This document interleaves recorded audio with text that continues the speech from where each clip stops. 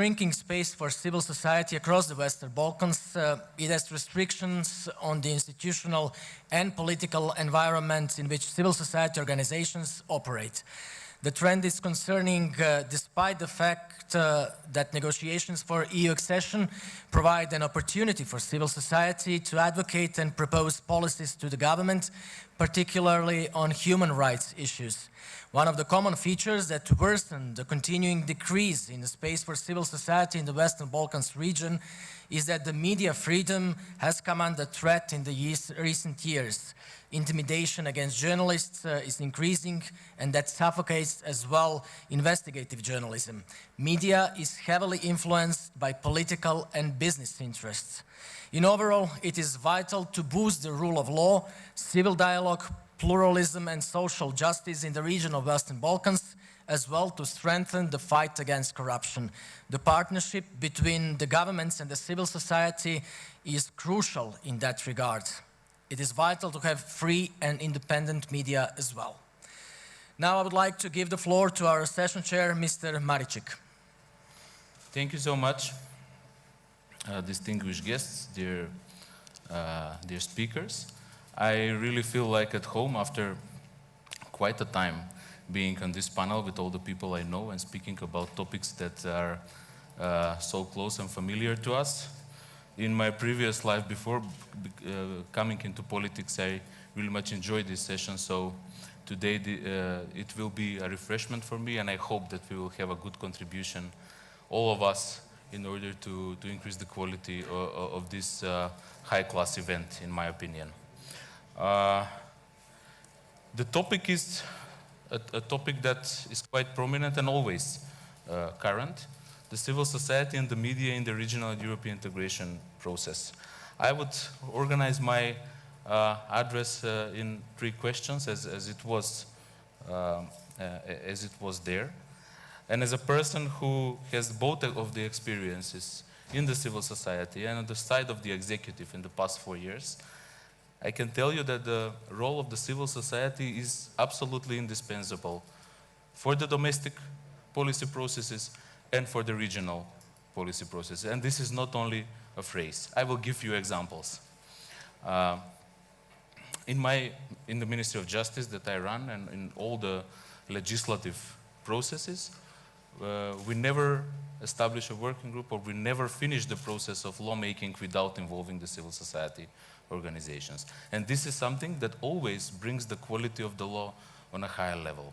This is not a practice, of course, in all the ministries or in all the at all levels, but for the Ministry of Justice, this is extremely valuable, because the civil society organizations can reach to groups that the government cannot all the time, and they have the information and the arguments that we don't have all the time when we are sitting in the institutions. This was the case for unregistered people, the law on unregistered people. This was the case with the law on mediation. This was the case for other laws for implementing the European Court of Human Rights practices and decisions. So I can tell you that the role of the civil society in the domestic policy process and the European integration is indispensable. The political parties are always prone to be more close and more conservative regarding the topics imposed by the civil society. This is why it's important to have them on the table at all times. Speaking about the regional dimension,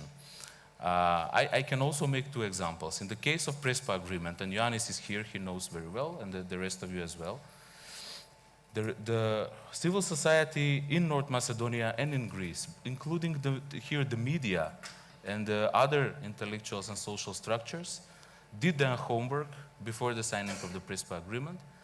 And I think they built the bridges, the necessary bridges, that didn't let the politicians to dominate the narrative all the time. I mean, me as a politician shouldn't say this, but this is, actually, now I'm more an analyst in this panel. In the case of Bulgaria, it's not the same. In our case with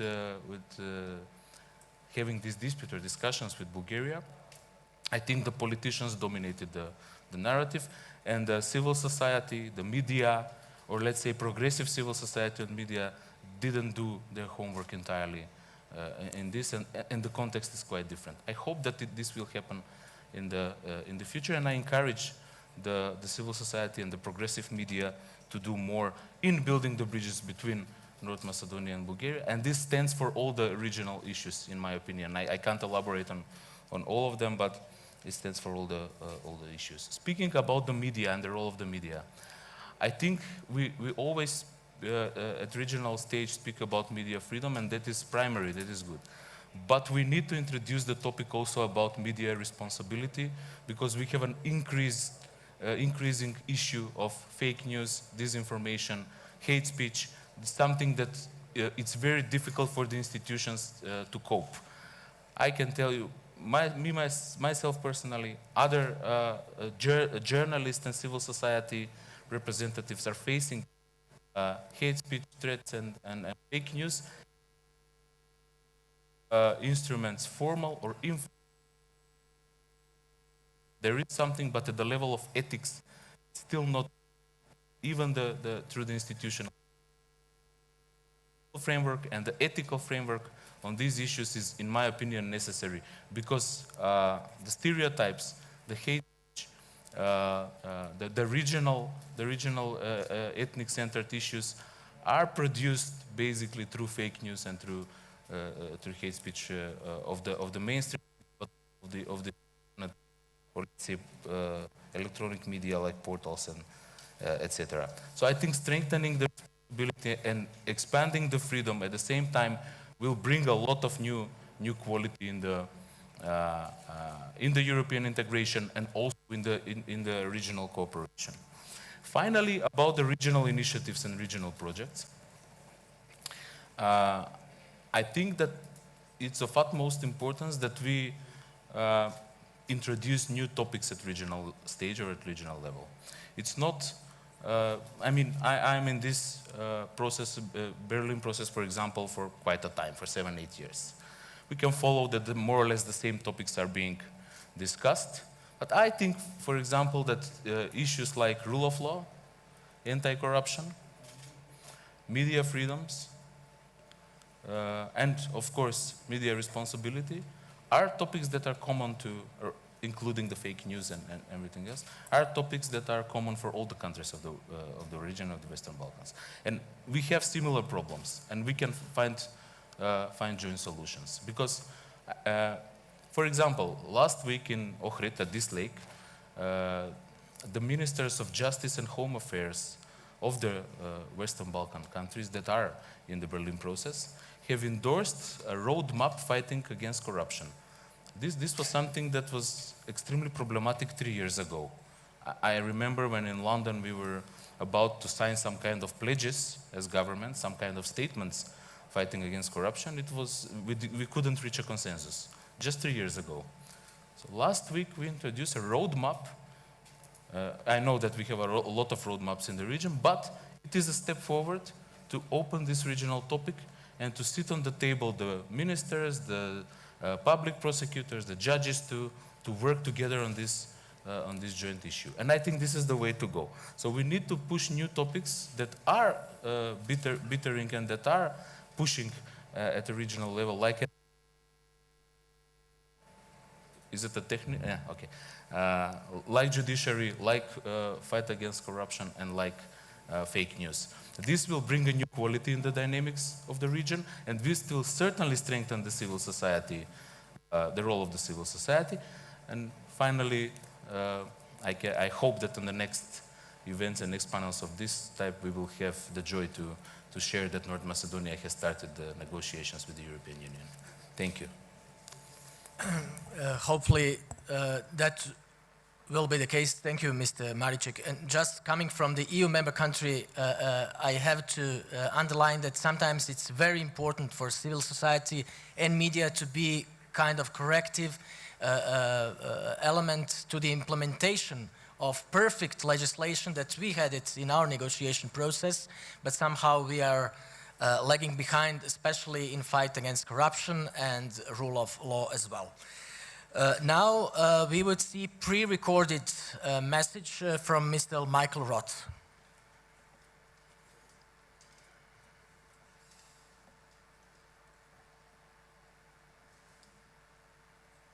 Ladies and gentlemen, Dear friends, congratulations for organizing the first international conference of the Prespa Forum Dialogue on the topic Western Balkans, the missing puzzle for completing Europe, under the auspices of the Prime Minister of North Macedonia, Zoran Zaev.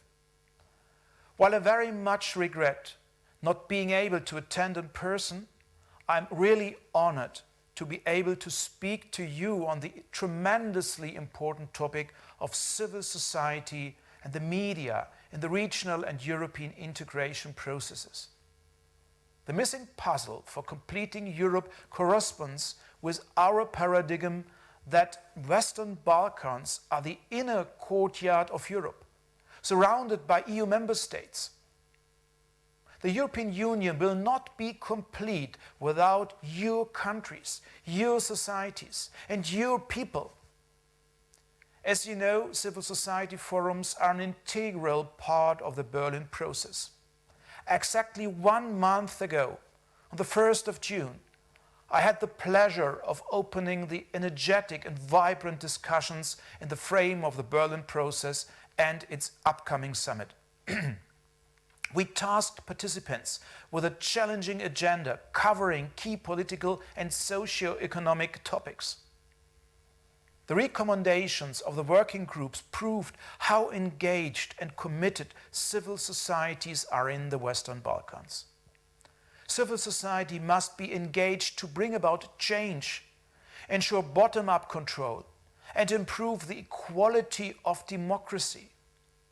The reassuring message of the forum is that civil society demands to play an active role in domestic and regional processes, including the EU enlargement. The participants also recommended that civil society could be involved in political and economic processes by playing a stronger role in the respective parliaments of the Western Balkans. Notably, the engagement of civil society is essential to facilitate reconciliation, for instance, in the case of Serbia and Kosovo. In the closing panel, the participants also emphasized that bilateral questions, for example, Macedonian and Bulgarian relations, should not stand in the way of the EU accession process. Yes, they are completely right. I couldn't agree more. I deeply regret that the Council of Ministers for Europe did not agree on opening accession talks with Albania and our Macedonian friends because of the vote of a single member state.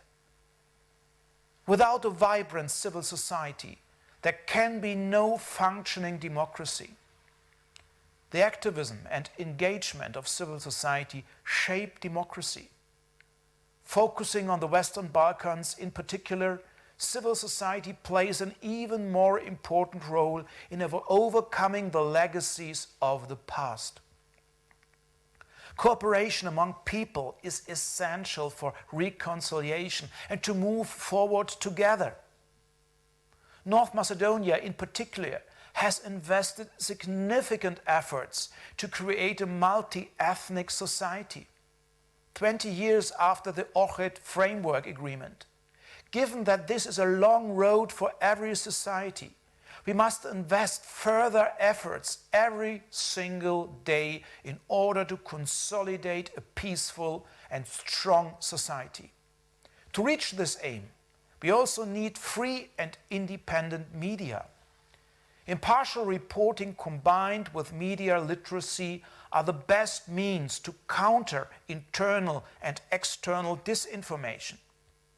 Not surprising, many recommendations of the Civil Society Forum pointed to the importance of media and its role, including an appeal to the EU to create a favorable environment for media freedom, literacy, and counter disinformation. I couldn't agree more on these priorities, and Germany as well as the European Union are ready to continue their support in these particular areas. Nevertheless, let me also recall the responsibility journalists and media representatives bear. It's primarily their duty to engage every day to ensure impartiality and reliable information as part of their service to the community. This starts with the rejection of hate speech. As I said to the participants of the Civil Society Forum, solidarity, respect, and collaboration among people, both inside and among your respective countries, is the best vaccine against the spreading of nationalistic ideas that only foster division and lead the region away from EU core values. North Macedonia and Greece made a historic step by signing the Prespa Agreement 3 years ago. This extraordinary success was exemplary for what can be achieved, and that even long-standing conflicts can be solved by courageous and impressive statesmanship in the interest of the societies and its people. Exchanges such as these of today and tomorrow at the Prespa Forum Dialogue are a key factor for successful integration of citizens within civil societies. Transforming a country requires the whole population, and transformation is essential for the further EU integration of the region. Therefore, governments must listen to their citizens, even or especially when they criticize their decisions. Citizens can't escape their duty to take part in the political life of their respective countries. To make this exchange effective, Western Balkan governments are obliged to actively follow up on their commitments, in particular fighting nepotism and corruption and strengthening rule of law. Significant importance is attributed to civil society and media when they shed light on crucial issues that get neglected in reform discussions about the rule of law, judiciary, or public administration. In particular, I'm referring to environmental topics. We need to bear in mind that environmental protection and climate change are the most pressing global challenges. How we deal with these challenges will define the future of generations to come. Pollution is already affecting many Western Balkan cities, especially during the winter. There is also a need to protect the unique nature and biodiversity and promote sustainable tourism sectors in the Western Balkan countries. In saying this, I think fondly of my last trips to North Macedonia and Albania in May and the wonderful landscapes, for instance Lake Ohrid with its unique nature. This is a precious treasure for our entire continent. Citizens can push these vital topics to the top of the agenda and contribute to the implementation of the green agenda in the Western Balkans. Dear friends, finally, I would like to stress that cooperation is the main tool to guarantee a long-lasting democratic and inclusive society. However, cooperation can only be successful when the opinions of citizens and civil societies are being heard by governments and politicians. Otherwise, fruitful cooperation is impossible.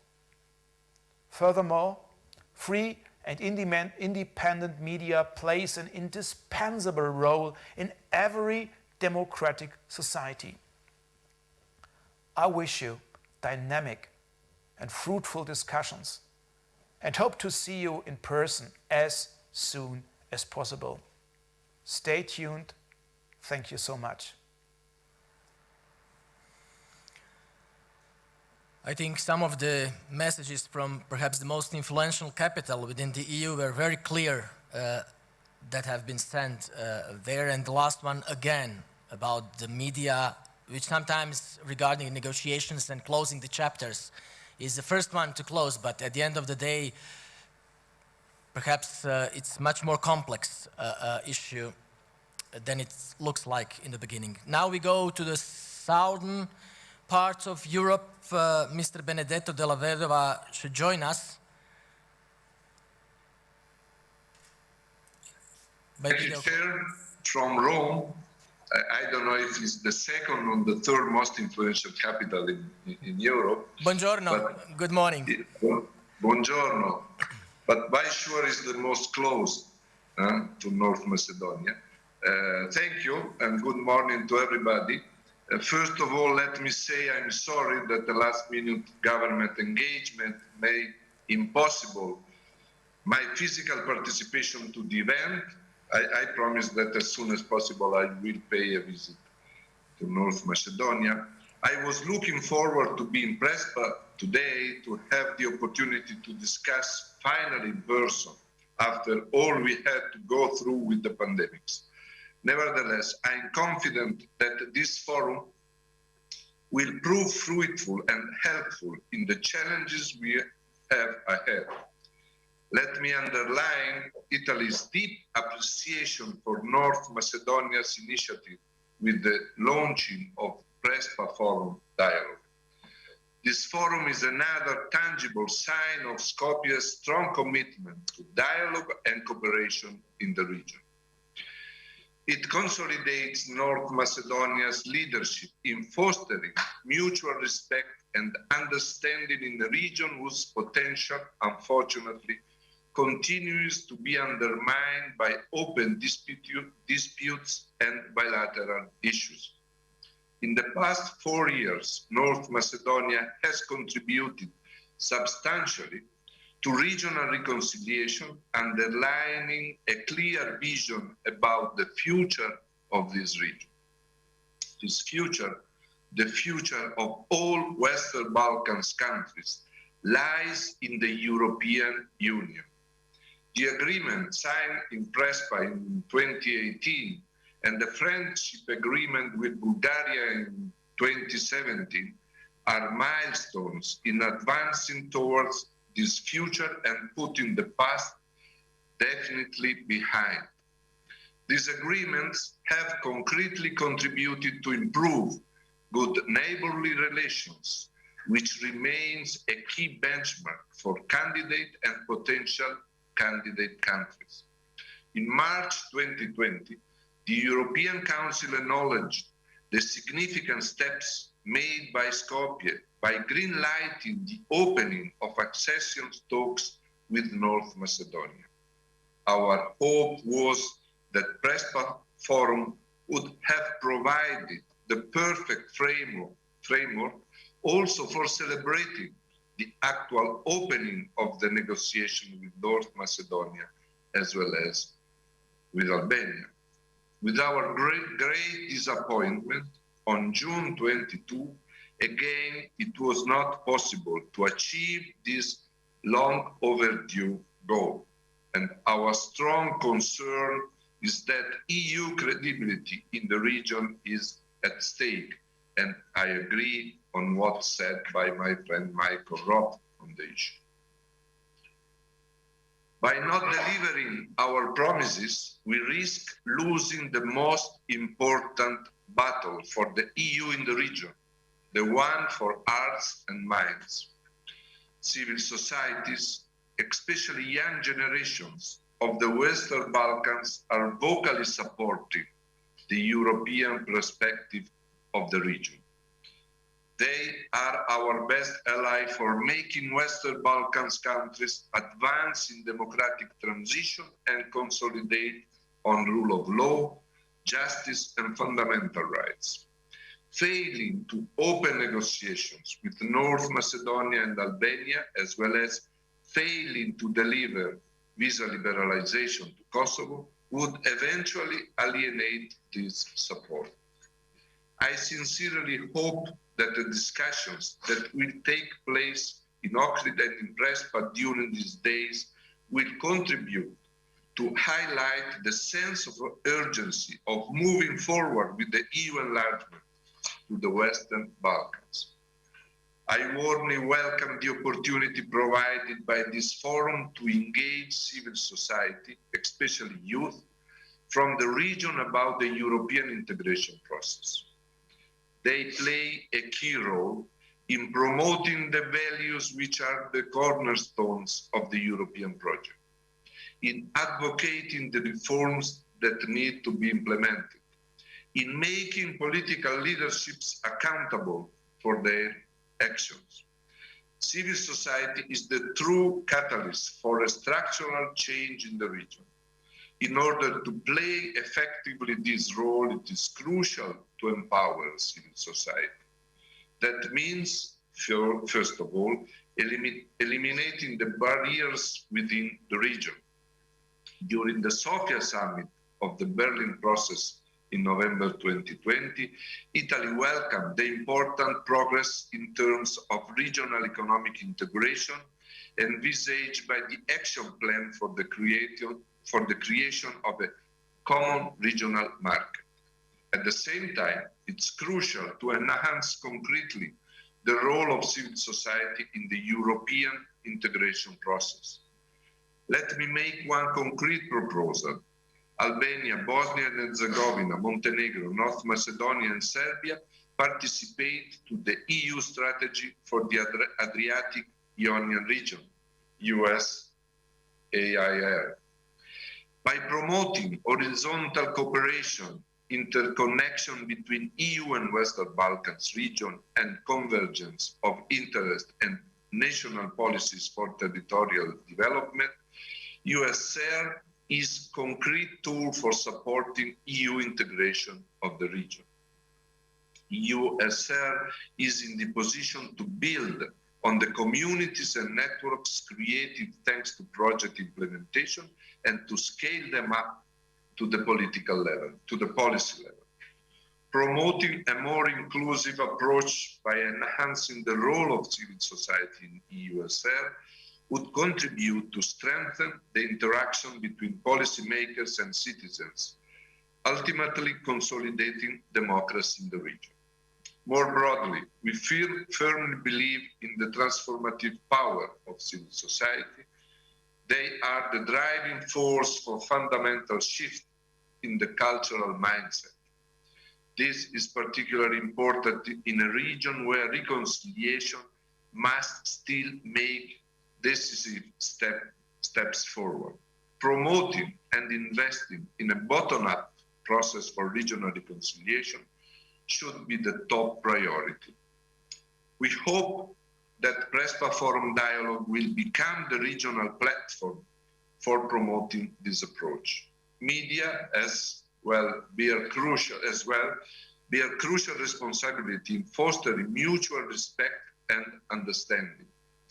The spread of hate speech and ethnic discrimination via social media is indeed a source of great concerns and should not be underestimated. Earlier this year, we have clearly seen the destabilizing impact that such media operations can have in the region.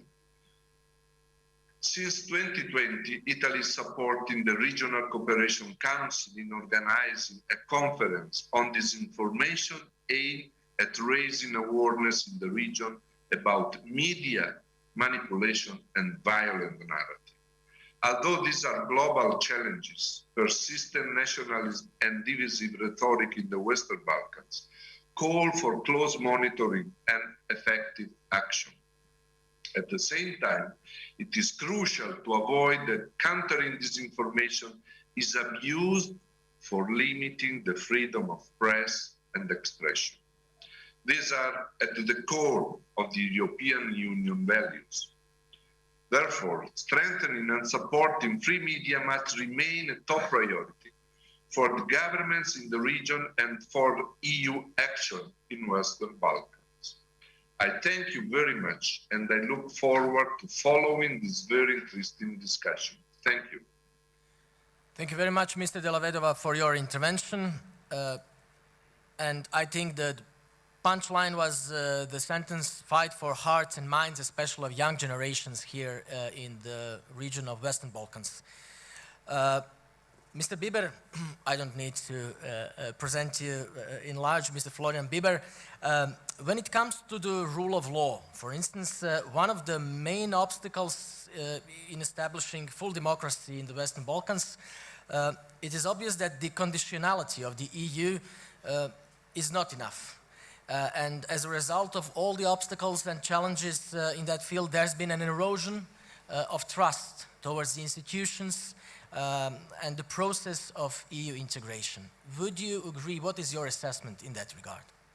Thanks. I think we have two sides of that story. The one side is that, and I'm very glad that the ministers have pointed this out very clearly, that the EU has to live up to its promises. If it doesn't deliver, then of course conditionality and requiring certain measures is very hard to, in a certain way, demand if there is no follow-up, if it's not a merit-based process. And I think I'm very glad that the member states are stating this very clearly, because this undermines the whole logic of the process. So in that sense, the EU has to live up to its promise to say, if you do reforms, if you make the effort, you deserve to move forward in the way we've promised.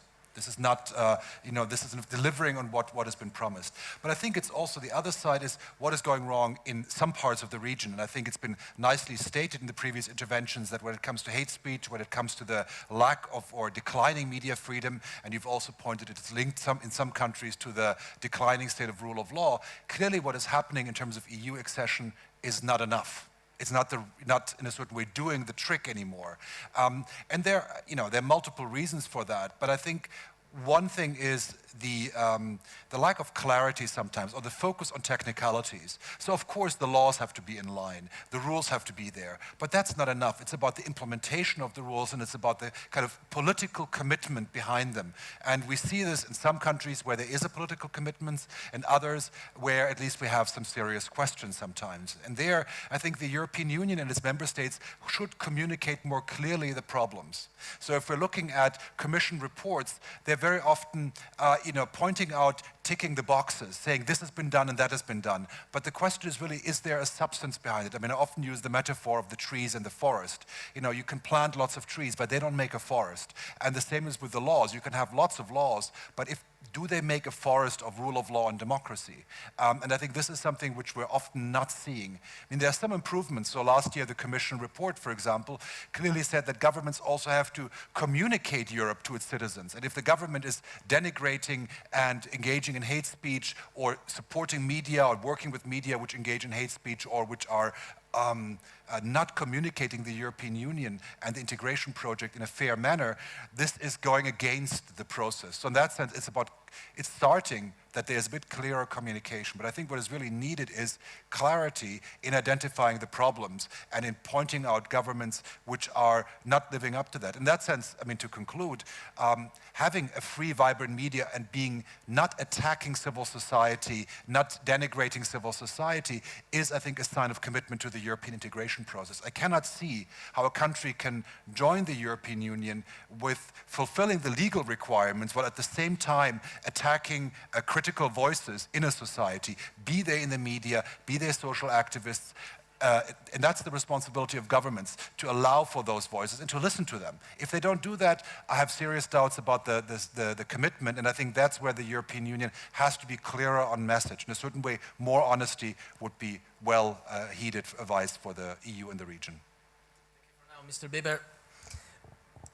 Our next speaker is Ioannis Armakolas, coming from Greece. We know until Greece plunged into a recession spiral, one could say that Greece was perhaps the most ardent advocate for the accession of the Western Balkan countries to Euro-Atlantic organizations. Of course, there was at a certain point of time dispute with Skopje, but in overall, looking from the Athens, do you think that it would be much more helpful if the EU stops giving the support to some autocratic tendencies within the countries of Western Balkans, and that perhaps, it should rather stop doing that than supporting civil societies simultaneously and then losing the strength or the energy, to be much more clear about those tendencies? Mm-hmm. Thank you, Dragan. Yes, Greece was an ardent supporter of EU enlargement in the Balkans, and because of the Thessaloniki summit, it had this symbolic element into it. But also, Greece has always been very ambivalent because it was also at the same time blocking North Macedonia, and Greece traditionally sees the process of all these countries joining the European Union, which is in our interest, also through the lens of actually resolving bilateral disputes. And that can become sticky, like it was with the case of North Macedonia, or more recently with Albania. Now I think we are in position Greece is in position to be a better advocate, because we have resolved the name dispute, and despite the problems in the implementation, I think this will stick, this agreement and this new partnership will endure. But of course, in the meantime, like Florian said, what we don't see is actually the European Union respecting its promises. And we should not forget that talking about the Prespa agreement, and Bojan here, Minister, was one of the key negotiators, or one of the people involved in the negotiations. There would not have been possible to reach an agreement with Prespa, in Prespa, if it wasn't for the European integration. Or, to put it differently, had the citizens of North Macedonia known that 3 years down the road they would still not have started accession negotiations, I very much doubt whether the government of Bojan and Zoran Zaev and everybody else would have the legitimacy to reach such an agreement. I mean, it's an extremely important point. Because even President Vučić himself says, I mean, look what happened with Zaev. I mean, why would you believe the European Union? So Florian very rightly mentioned that the credibility of the European Union is on the line here. It's extremely important that we keep our promises to Kosovo, to North Macedonia. Albania is ready to start accession negotiations. They should start. Come on, I mean, we shouldn't stick to the details. And to go back to your question and maybe wrap up with that, yeah, I mean, the European Union is seen as supporting, or not supporting, but not paying enough attention to autocratic tendencies in the region, simply because the main process that would drive the positive change and that would give the civil society the tools and the instruments and the power to pressure the governments to reform is not there. And what is there is those semi-autocrats who seem to be very successful in their game. I mean, President Vučić is an extremely successful guy these days. He's more successful than the EU when it comes to fighting COVID. I mean, let's face it.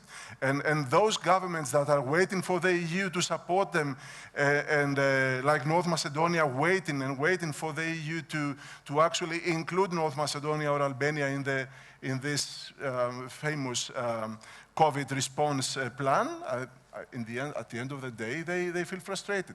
So yeah, the EU can do more to empower the civil society so that the semi-autocrats have less leverage and less breathing space, but the EU should be more serious about the enlargement process. But the thing is that even within the EU, there are guys that President Vučić could look up to them and make some similar moves. Mr. Robert Cooper, it is your assessment quite a number of times. You have said that the EU enlargement is the only real solution to Balkan conflicts. What have you meant by that? I think it's well, the problems of the Balkans are not so different from the problems historically of Europe. These are problems of there are problems of history, there are problems of borders, there are problems of different identities. Those are, after all, the same problems that we have in all across Europe. In my country, people have always regarded the European Union. In fact, people still refer to it sometimes as the European Economic Community. They think of it as an economic operation. And it's true, most of the time, if you look at what people are doing in Brussels, They are making regulations on, well, on everything that you eat, drink, wear, look at is regulated mostly by Brussels. But the point of, I made a big mistake. They will just going to assist you within a short. No, it's my ear. I ought to be able to deal with it.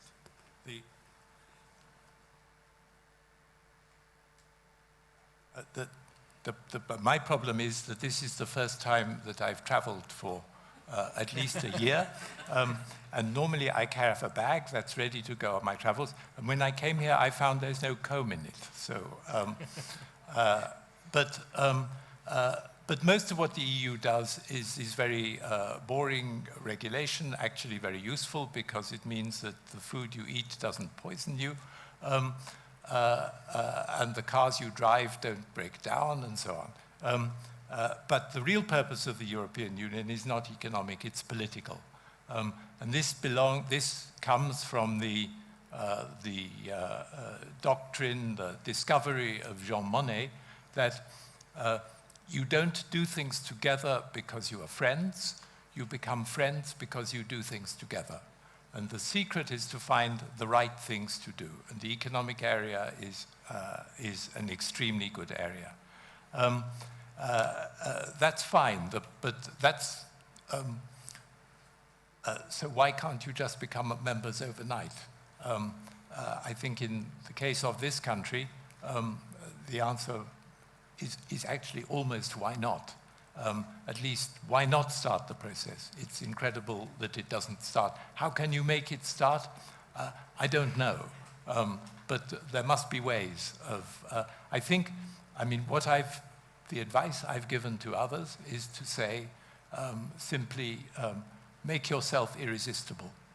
And that, it seems to me, is what is happening here. And eventually the message gets through to Brussels. But you cannot have, well, I was going to say you cannot have too much democracy. I think you need to have the right source of democracy. My advice is have very few referendums, if possible. Participative democracy, then. Yes, but you can have different forms of participatory democracy. If you're going to have participatory democracy, you need to have an intelligent debate. And that is what we're talking about here. We're talking about serious media and intelligent civil society. There's a famous quotation from Winston Churchill about democracy being the worst of all systems except for the rest, but there's another quotation from Winston Churchill in which he says, the best argument against democracy is 5 minutes conversation with the average voter. Well, the point of civil society is to make sure that you don't just have average voters, that you have voters who think and voters who understand the problems and voters who can speak the language and say the things that have an impact on ordinary people, but they don't always understand. And therefore, this layer between governments and people, the layer of civil society, is itself a vital constituent of democracy. The stronger the civil society, the stronger the democracy. Thank you very much for now. Ms. Simonida Kaczarska, I've read somewhere you said that academia, government, and civil society view minority rights and minority protection through the lens of security, European security, but not human rights here in the region. What have you meant by that? Oh, you actually read something there. This was not announced. Okay.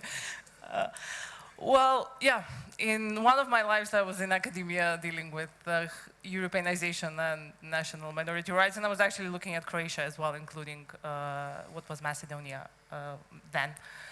I think that in this country specifically, we have tried to engage in a different exercise, in an exercise of building a multi-ethnic community, which I think was mentioned here by State Minister Roth, and this has been an integral part of the EU accession process. However, if we go back to what was the refugee crisis of 2015 here and what we saw, including with the behavior of most, if not all, of the EU member states, I think this illustrates enough as including what is happening at your borders at this point of time and in the in the last couple of years. The intention, at least, of the European integration process was to change that lens as well, in the way that we saw it, traditionally. But I don't think that we've reached that, because I think that the legitimacy among the society here of some of those decisions also hinges on the same European integration goal that was linked at a certain time of the road to Brussels goes through Ohrid for some time, it went through Athens for some time, and now it seems to go through Sofia for some time. But I think that now, yes, through Prespa now, and yeah. The issue is, I think, for us, for civil society, and I've been in this for a long time, is to change that narrative, because I think that it doesn't help us. We need to see that road to somewhere, if it's not Brussels, through our own consensus building process here in North Macedonia and in the region, and this is where I see the added value of civil society as such, and the message of winning the hearts and minds of people. But we have to keep in mind, you win hearts and minds within a lifetime. You don't win hearts and minds for your grandchildren as much as you want to. You at least expect something for your children. Let's say I have a 7-year-old and a 2-year-old almost. And you hope that maybe you'll see them as you citizens, if not yourself. And I think this is the one message that I would like to start with. Civil society can help in winning the hearts and minds, but it can help if there is a form of a credible partner. And I think we heard here so many times that the credibility is on the verge, I think was what Yanis used, but I think it's down the road. It kind of went down the cliff by now, and we need to find ways to rebuild it. We really need to find ways to rebuild it. If it's not the accession negotiations, we have to think of ways of what to do in the meanwhile. And I think if we go back, the green agenda was mentioned here, sectoral integration, we have to think of ways, but this is a joint process. It can't come just from the region. Everyone here is trying, but if you don't have the accession negotiations as the mantra, as the tool of transformation, which I agree with you, might not have been perfect in the previous enlargement, but that's the tool we have. That's the tool where our mental maps go. And we really need to think of joint ways to reform it if it doesn't work. Because I have seen, and many of people here have seen, what happens if you wait. And I don't think if you wait for between 2009 and 2015. We know what happened. I had a discussion with I spent a lot of time in Mr. Cooper's country, and people would say that the Brexit was a result of possibly the economic crisis. For me, the 2008 NATO summit, we saw the results in 2015 of the veto in Bucharest. We saw the political crisis which happened later. So now our question is what will happen in 7 years actually here after this veto. We hope that we are more resilient, and there's a lot of colleagues that here from BPAC that have used that term, but this resilience needs to be built jointly. Civil society is an integral part of this. I would like to mention that we can, and we hopefully with our EU counterparts, we can make an influence to be included, at least from our side, in the discussions on the conference on the future of Europe. My colleagues will be discussing that tomorrow, but I think it's fair enough from our side to start with that note, because it will help us to build that joint resilience and maybe think of ways to move things forward. If I may add, there is a huge and important difference between healthy resilience and unhealthy, which is as well, with frustration that is on the way, not just in this country, but in the whole region, very present. The last participant and speaker in this first round of speakers is Mr. Georgi Vurmo. Would you say, sir, perhaps, and what's the situation in Albania, perhaps just to have comparative analysis, emancipatory civic movements that are coming up, popping up across the region, could they be the center of the broader societal change and that should lead to more democratic, free, just society in the region of Western Balkans as well? Look, the only work experience I've always had is civil society. I never spent a day working in any other sector. And from time to time, I have this existential crisis. What am I doing here? And maybe should I jump to another sector? I'm not very good in business sector, so probably my options are quite limited, so I keep staying here. I do believe in civil society. I realize that I do my job very good as long as I believe in something. So I'll probably stay in the civil society for as long as I believe in civil society. I do believe that in that power of civil society. Maybe currently there are not the right settings to have that power more into the light. But I truly hope that someday it will. One of the questions in this panel was civil society and government's cooperation. Florian and Ioannis elaborated quite good the EU part. So the EU integration project, among other things in the Balkans, it's not simply about economy and well-being, but it's also about democracy. And maybe this is one of the points that the EU itself has missed on the way, or from time to time they forget. EU integration is deeply about democracy here. And to build that democracy, many of the speakers rightly pointed that civil society, media are crucial, and that we should be heard, and that governments should cooperate with us. Currently, governments ignore us. And it's very ironic question, you know. After many years you've been ignored by your government. Once in a while, your own government comes in, you know, like forums like this and asks you, so what do you think? You know, how are we doing? There was a time when things were much better. Things were much better because the government would not ignore us, they would beat us. Why is that much better? It's much better because it means that we are a sector that somebody believes in us. The people believe in us, or they used to. And so did the internationals, maybe.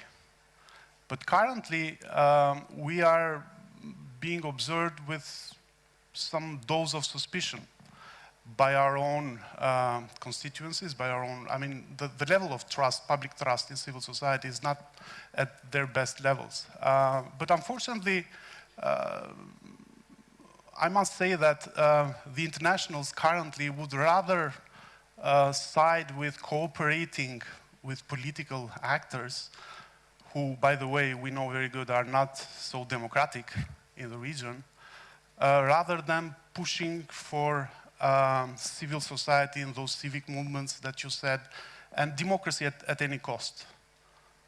And I think this is one of the problems that we as civil society have. I mean, civil society has many problems. Another problem we have is that the government should hear us, but the government should do whatever we say. I mean, that's wrong too. But on the other hand, it can't possibly be that whatever we say is wrong, and whatever we say, the governments would ignore us. And in many of the processes, we notice that. Let me bring you to conclude. Let me bring you a recent example. We recently concluded a research in all Western Balkan countries about tailor-made laws. In the case of Albania, which I was covering it myself, we noticed that not only transparency, but the main problem with laws being tailored to serve illegitimate interests of political, economic, and even criminal groups in Albania was the lack of consultation and the lack of feedback. So we reached to that level that the governments don't care much about transparency. Do you want transparency? No problem. This is what I'm planning to do. This is my plan. This is public for everyone. You know? I'm going to ask you, but I'm not going to do whatever you say. At the end, this will be the bill. So the governments have reached to that level of courage. They are redefining the limits of what is transparency, what is consultation, who is right and who is wrong, and they are successfully even redefining the limits of even today's discussion. So there is a roadmap for fighting fake news. I haven't heard any roadmap for fighting other problems in the media so far. Those are the characteristics, I would say, of the new normal and post-COVID-19 measures and establishments and behavior of all the governments, especially in the region of Western Balkans. Thank you very much for now. Now, I will kindly ask you for a 3 minutes break. We need just to change the second round of our speakers would come to the floor, and then we continue and proceed.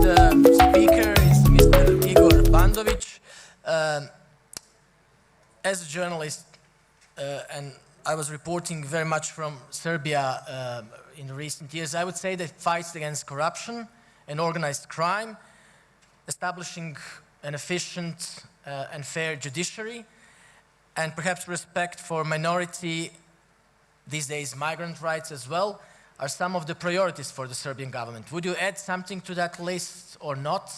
And regarding those kind of challenges, what would be your assessment, how they deal with that? Thank you. When it comes to the Serbian government priorities, among things that you mentioned, I think there are also other things, and this is how to stay in the power as long as possible.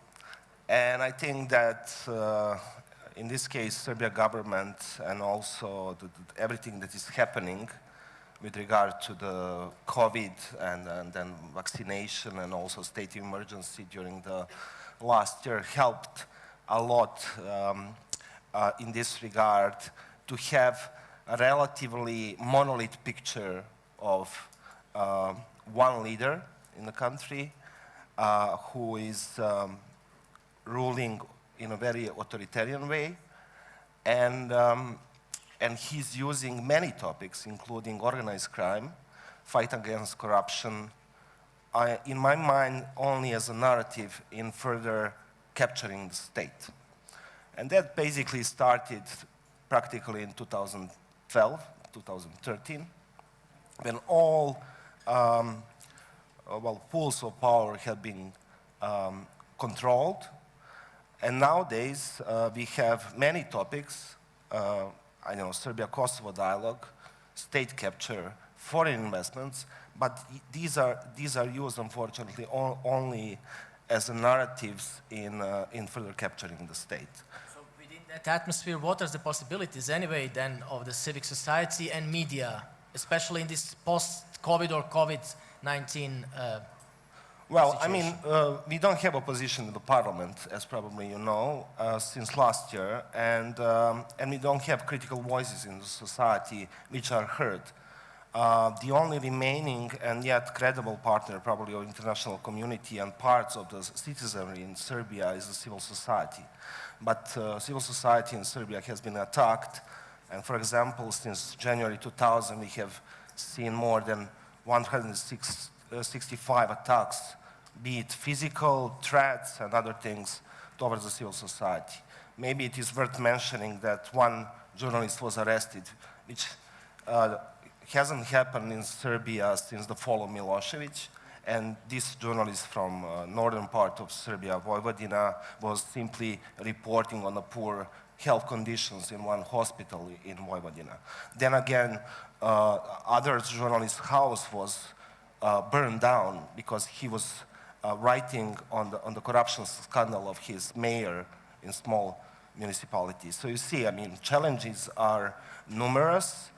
Civil society in Serbia is trying, although not really having too many friends nowadays, is to stick with the values and to defend the values. So in this case, we have come a long way from being promoter of European integration when the whole story started back in 2003 to being defender of European values in this country.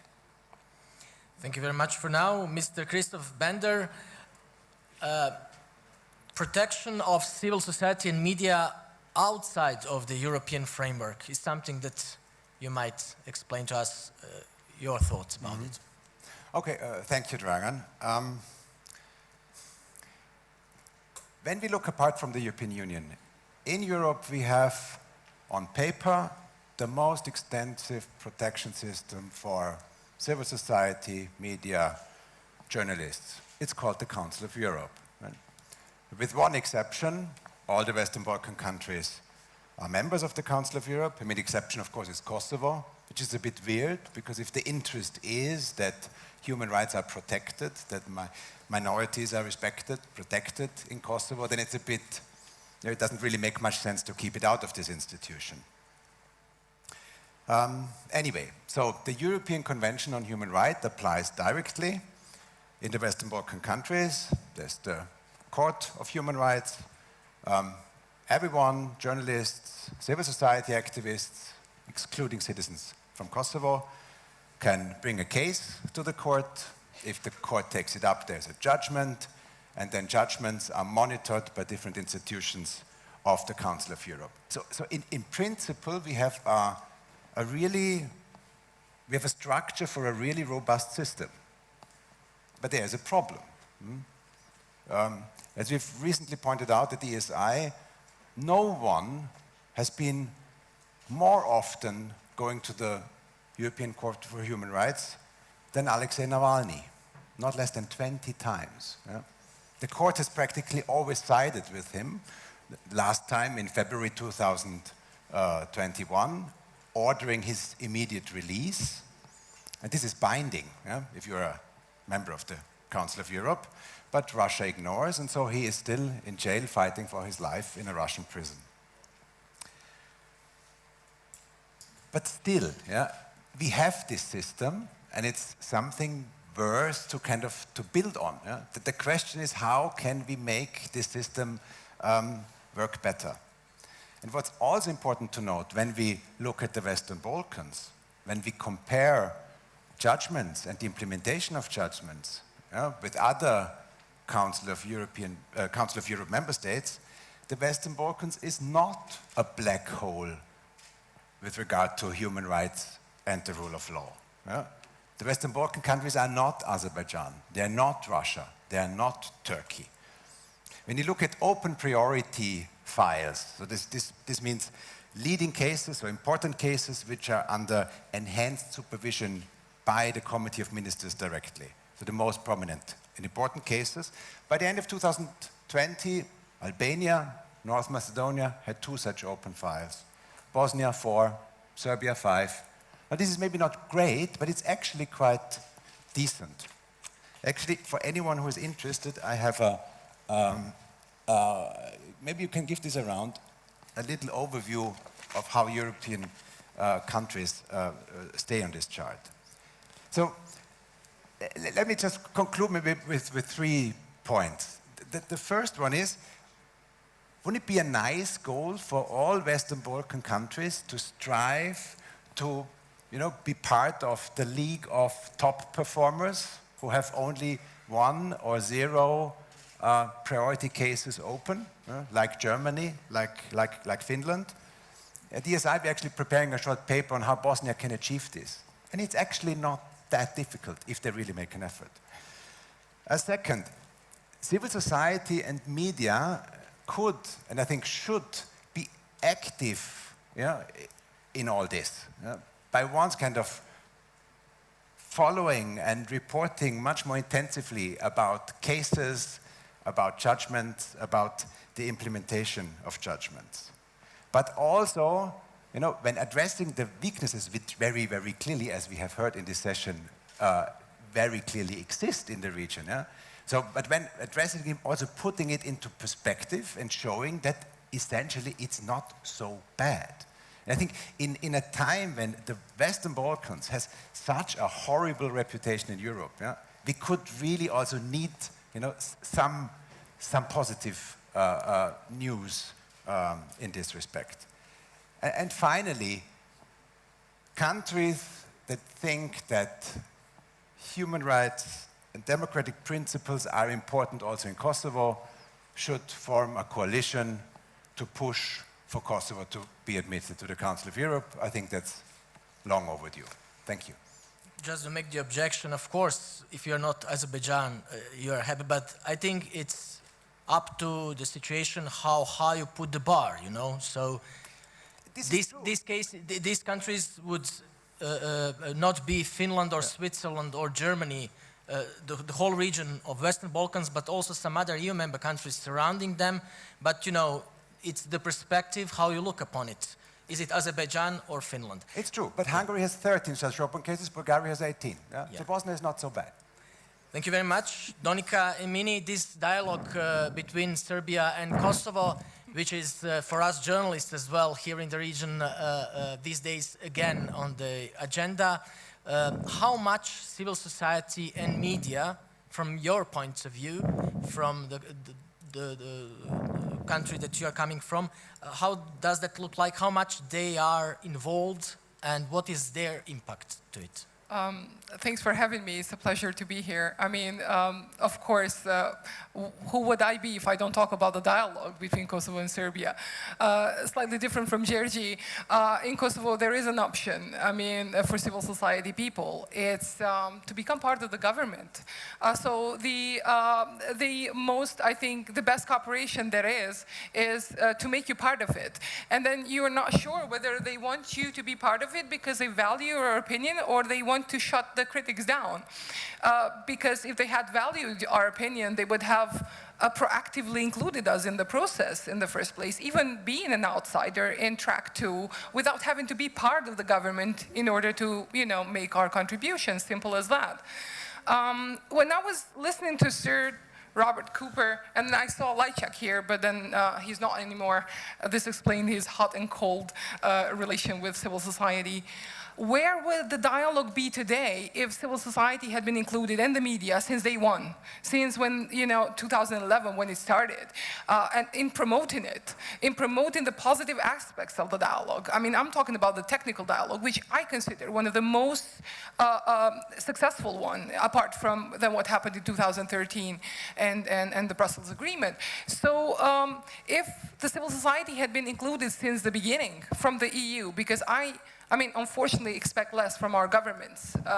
This is a case with civil society also in the EU integration process when it comes to structured cooperation. We always expect from the EU because, democratization, they are the machinery behind this. It's externally driven, but still expectations were that the EU would include civil society. And this did not happen. And Sir Cooper, when the EU thought about promoting the technical dialogue in 2018 after the Alba Forum, it took 7 years after the first agreements that have been signed for the EU to think that they need to be promoted. But then it was too late because then the dialogue took another turn, which was heavily political, and we were talking about the borders. We were not talking about freedom of movement anymore. No one acknowledged, the success of the freedom of movement because they were all talking about, well, let's, exchange territories. Maybe this is better than, moving freely towards Serbia or even within Kosovo. So this is the first problem, is that even the EU was already very late in including civil society. And as for the media, then, you know, unfortunately, it's even worse, because what I get from the Kosovo part is that, you know, everything that is being out there in Serbia's tabloids is being translated and published in Kosovo without any filter. So if you don't create the narrative controls you. And then the media created a narrative which wasn't necessarily positive when it comes to the dialogue between Kosovo and Serbia. And this is a process that is still ongoing. I mean, in 2018 until 2020, we had this ups and downs because of the DC agreements, and we had the EU itself in a way criticizing former Ambassador Grenell for having an approach which was lacking transparency, monopolized, and even like lacking the top-down, the bottom-up approach. And then when the EU takes over, hoping, you know, to change, to make a positive change in the process, they become even less transparent. So, and then we feel excluded again. Today, we don't have civil society formally included in the process. We have created a platform in Kosovo. We are invited by the government. But what the government wants is not to be criticized, but to be supported, regardless what they want and what they do in the process, which is wrong. And the second one is that they don't see expertise in civil society, because it's not just there to promote the dialogue, it's there to offer expertise. I mean, there is energy, there is telecom, there is, of course, Gazivoda, the Umani Lake that we are talking about, which needs, you know, specific expertise, which the government does not have, and needs from other people, not just civil society organizations, but also academia and independent experts. And the third one is that the EU is not making any effort to actually, you know, even push the government or proactively include the civil society organizations so far. What we have done, I mean, Vesela is not here now. I was hoping, because she was doing an immense job in sort of creating this internal dialogue between civil society in Kosovo and in Serbia, but that's an outsider. That's track 2. It is important, but not as important as being formally included by the government. So, I mean, I know it's a bit too long, but this is a wake-up call, not just, you know, for the governments of Kosovo and Serbia, but also because at least Vučić ticked the box with the internal dialogue, but also the EU to actually start over and start in a better way and deliver for the citizens, but also by making it inclusive for all. Thank you, Donika. Quite interesting. There might be some interventions later for Q&As after your intervention. Is it wake-up call or too late for one other dispute that we are witnessing now? And I will ask that to, my question goes to Mr. Ljupčo Popovski regarding this veto of Bulgaria and North Macedonian accession path towards the EU. Do you think that perhaps this sudden alienation of two nations came because at certain points of time civic society and media, perhaps within both countries or in one country less or more, have not done their job properly as well and tried to influence?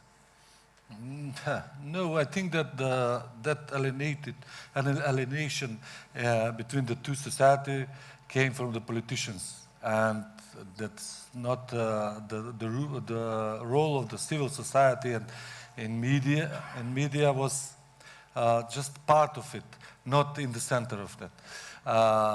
Like Mr. Maričić said before, that civil society and media has had roles in Macedonian Greek dispute, but in this dispute between Sofia and Skopje, they played that bad role of the politicians, not good, not to be good and skilled mediators.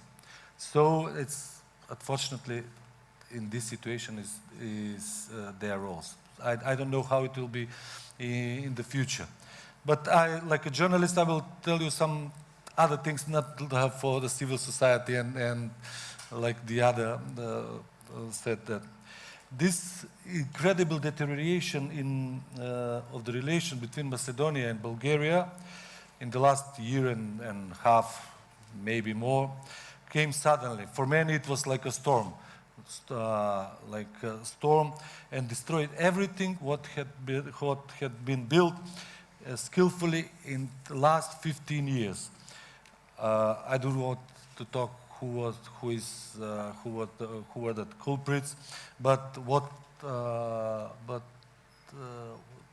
to speak what we achieved and now is buried, and I don't know when it will again come on the light of the day.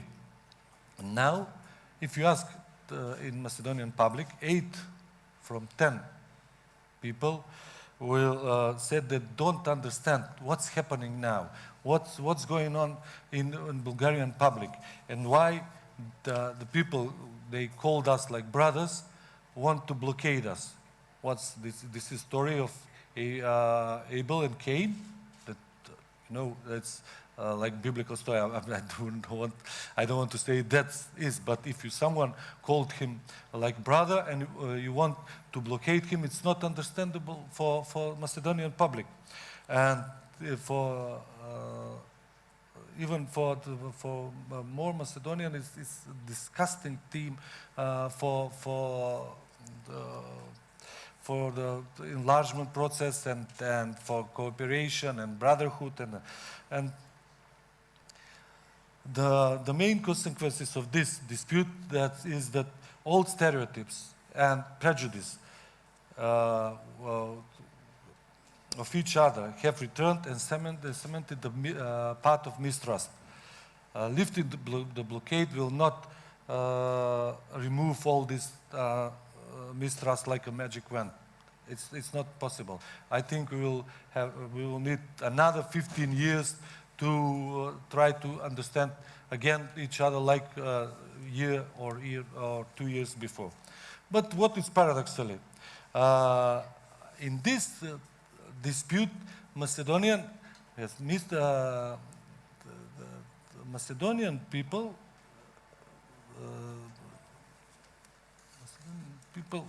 Knows much more about Bulgarian public and Bulgarian journalists and Bulgarian, not civil society, because they are a part of this dispute. So Macedonians in past decade met Bulgarian art through the guest opera director, conductors, theater directors, and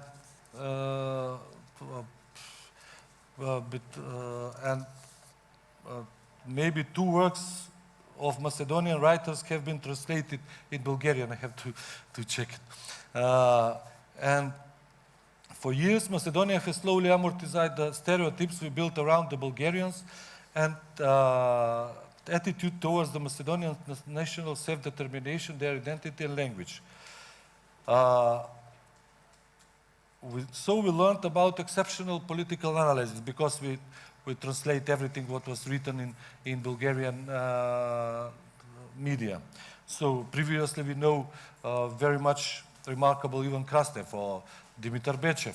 But after this dispute arises, we know that Daniel Smilov from Center for Liberal Strategies, Ivailo Dichev, professor of cultural anthropology in Sofia University, the political scientist Evgeny Dainov, Anna Krsteva, Vesela Charneva, who will be part of this discussion.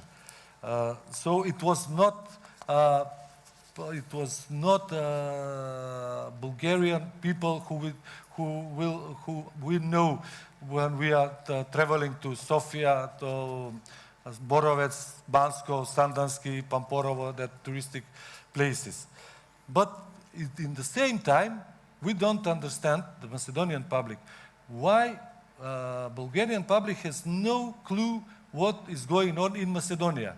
That's not understandable for us 100%. We think that their stereotypes are from 100 years ago. And when Macedonia was part of Yugoslavia, it was not but by our choice, not by Croatian, your choice, in the 1912, and after that in Kingdom of Serbia, and after that in Kingdom of Yugoslavia, and after that in Socialist Federation. So we were part of different culture area. We were not in the same area like in the Ottoman Empire. It was 80, maybe 100 years. So everything was changed. Macedonian grew up, and they were not their choice to live in that country. But we must accommodate it and live and prosper and take a part in this country.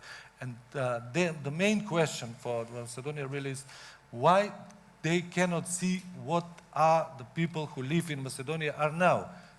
That's a big puzzle. And I don't know if they try to find answers. Just just to mention that when in the beginning of 2000s, the former president of Bulgaria, Petar Stoyanov, said once that Macedonia is the most romantic part of Bulgarian history. It was shocking for us. We don't know what part of Macedonia he's talking about Pir Macedonia or Macedonia who is an agency, or this part of Macedonia. It was because we thought that that part of the history is solved. Thank you very much for now, Mr. Popovsky. And our last participant and speaker is Ms. Vesela Cherneva. She's going to join us by video call. Perhaps, Ms. Cherneva, from your point of view, what is the horizon into the future when it comes to this dispute and involvement of civil society and media in both countries and as well in Bulgaria? Thank you very much, Dragan. And I am sorry I cannot be with you in Ohrid. I do mean this because I am a serial Ohrid goer, and I hope to be there again soon. I will, of course, speak briefly about what has just been said, but also what Bojan Maricic earlier mentioned, taking maybe as a baseline what Robert mentioned in the first part, that the real purpose of the EU is learning to do things together and becoming friends by doing things together. And this is, I think, something that we need to learn in the region, that in many cases we cannot solve things necessarily top down. A lot of them have to start bottom up, and the role of civil society is crucial, because, as also Igor mentioned, media in our countries is controlled to a high extent. Civil society is the crucial bridge between kind of the wider population and politics.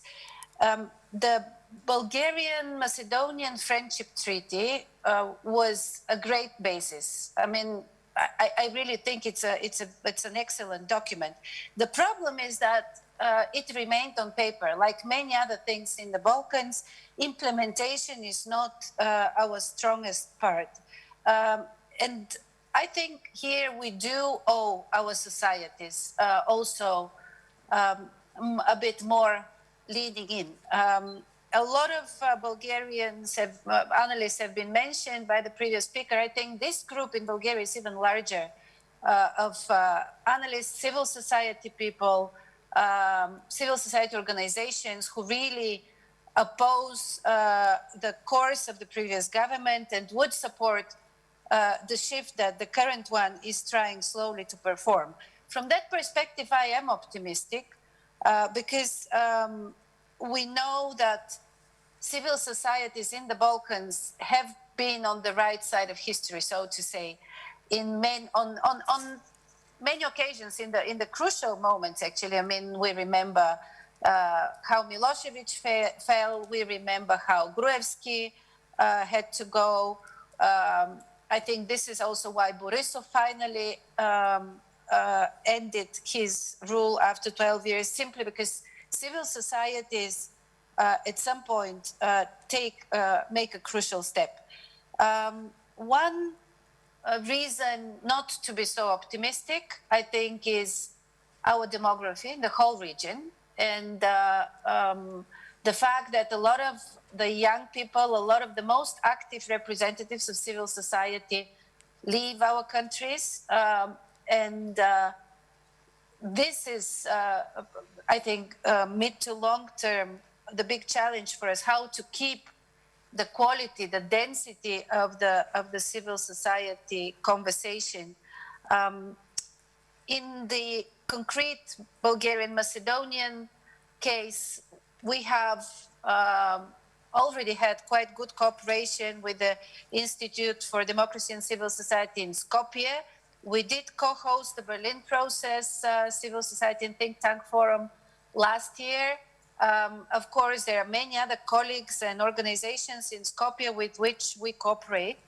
And these connections, I think, are going to be there to stay. As I said, a lot of work still ahead of us. If you allow me one second point, which I think is also valid when we talk about civil society in the Western Balkans, corruption has been mentioned many times. We had very recently here in Bulgaria a Global Magnitsky Act order by the State Department listing 3 individuals, part of the oligarchy that has been plaguing the country for a long time.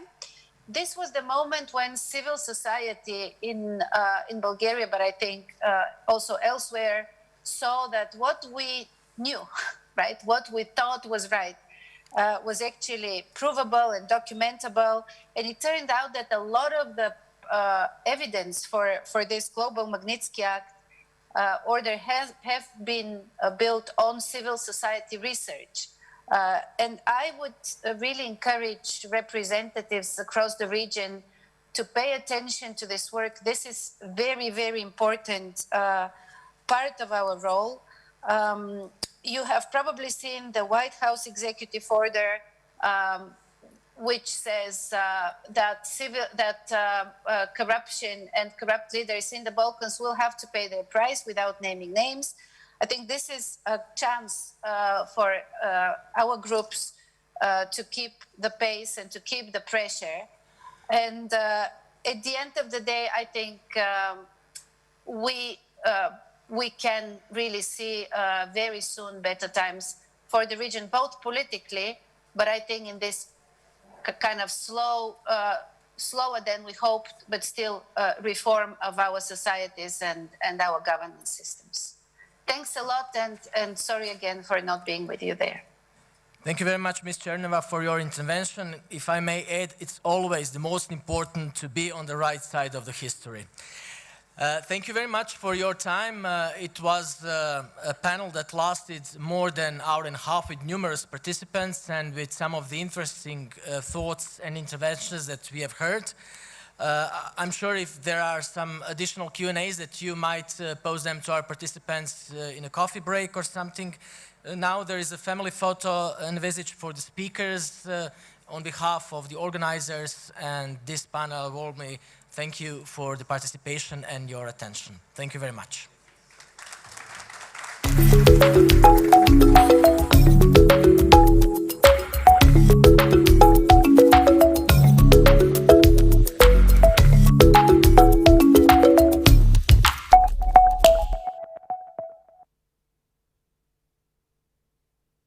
Stay the audience for the next panel here.